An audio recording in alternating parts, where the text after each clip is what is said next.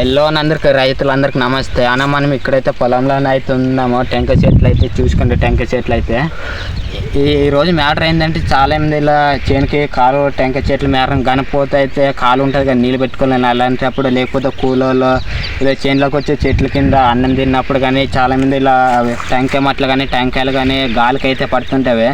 చాలామంది ఇలా నష్టపోయారు తల మీద పడి. అలా చెట్ల దగ్గర ఎవరు కూర్చోవద్దని చెప్పట్లేదు, కానీ ఓన్లీ ఇది టెంకాయ చెట్టు దగ్గర అయితే కూర్చోవద్దండి. ఎందుకంటే ఇలా గాలికైతే మట్టలు కానీ టెంకాయలు కానీ పడుతుంటాయి కదా, అందుకోసమే నేను చెప్తున్నాను మీకోసమే. ఈ వీడియో నచ్చితే లైక్ అయితే ఇచ్చుకోండి. చాలామంది ఇలాగే అన్నం తినేటప్పుడు కానీ నీళ్ళు పెట్టేటప్పుడు కానీ ఎవరొక్కరు చెట్టు నీళ్ళు చల్లగా ఉందని కూర్చోడానికి వస్తారు, కానీ వేరే చెట్లకైతే కూర్చోండి. ఇలా టెంకాయ చెట్లకైతే కూర్చోవద్దండి.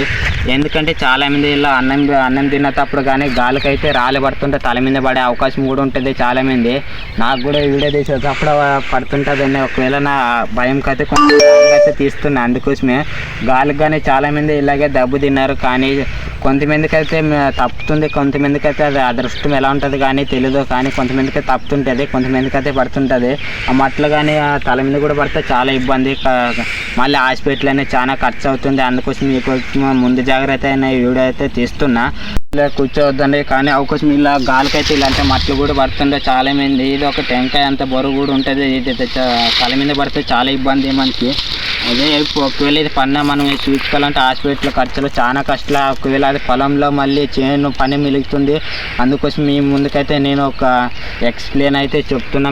నా వీడియోస్ నచ్చితే నా ఛానల్ మీకు యూజ్ అవుతుందంటే నా ఛానల్ సబ్స్క్రైబ్ చేసుకోండి, లేకపోతే లేదు. ఈ వీడియోని అయితే లాస్ట్ వరకు అయితే చూడండి, స్కిప్ చేయకుండా. రైతన్నలో ఇది విషయం తెలుసుకున్నా ఇలా చట్నీలో బాగుందానికేసి చట్నీలో వచ్చి కూర్చుంటున్నారు. కానీ చాలా చెట్లు అయితే ఉంటాయి, యాప చెట్టు ఏదో ఒక చెట్టు పొలంలో అయితే ఖచ్చితంగా ఒక చేనులో అయితే ఉంటుంది. అలాంటి చెట్లకైతే కూర్చోండి. ఇలా టెంకాయ చెట్లు కూర్చుంటే చాలా డేంజర్, ఎందుకంటే తల మీద పడే అవకాశం చాలా ఉంటుంది.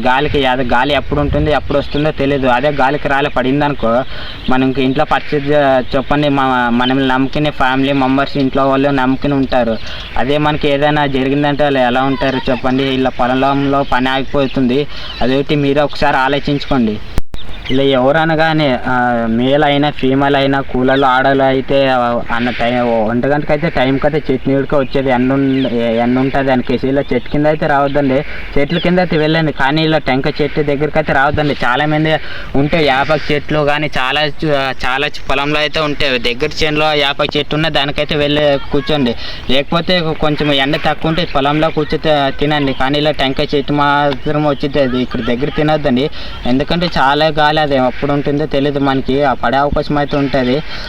నాకైతే తెలిసిన అనుభవం అయితే చెప్తున్నా, మీ అంత పెద్దవాని ఏం కాదు, నాకు తెలిసిందైతే చెప్తున్నా. మళ్ళీ ఇది వీడెవడో మాకు వచ్చి చెప్తున్నాడు అని అనుకోవద్దని, నాకు తెలిసింది చెప్తున్నా. ఇలా ఎవరు చేయకండి అని, ఎవరికి ప్రమాదం అవ్వకూడదనే తీస్తున్నా. సరే ఉండటం వల్ల నాకు తెలిసిందైతే చెప్పాను. మరి ఒకవేళ నన్ను మీ తమ్ముడుగా అనుకుంటే నా ఛానల్ నచ్చితే సబ్స్క్రైబ్ చేసుకుని మీ తమ్ముడులాగా నా మాట వినికేసి ఇలా తప్పులు అయితే ఎవరు చేయకండి. మన ఛానల్లో మిస్టేక్లు అయితే ఎవరైతే చేస్తారో వాళ్ళ గురించి అయితే మంచిగా ఎక్స్ప్లెయిన్ చేసి వీడియోస్ అయితే వస్తాయి. నా ఛానల్ నచ్చితే సబ్స్క్రైబ్ చేసుకోండి, లేకపోతే వద్దు. మీ తమ్ముడుగా ఒక మీ ఇంట్లో మెంబర్గా అయితే నన్ను గుర్తించండి, అది చాలు. సరే ఉంటాం వల్ల బాయ్, నెక్స్ట్ వీడియోలో కలుద్దాం.